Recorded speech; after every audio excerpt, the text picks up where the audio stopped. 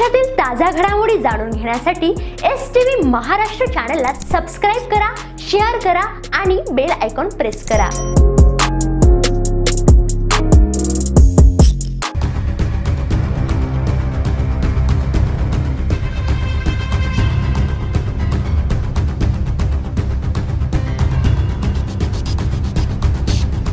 शिरपूर शहरातील पाचकंदील चौकात हतीम किराणा दुकानावर अनोखी चोरी, काजू बदाम खाऊन चोरट्यांनी मांडले समाधान, पोलिसांचा शोध सुरू। शहरातील पाचकंदील चौकातील हतीम किराणा शॉपवर रात्री अज्ञात चोरट्यांनी कुलूप तोडून प्रवेश केला। मात्र रोख रक्कम व इतर माल चोरी न करता चक्क दुकानातील काजू बदामांवर ताव मारत समाधान व्यक्त केल्याची धक्कादायक आणि अनोखी घटना उघडकीस आली।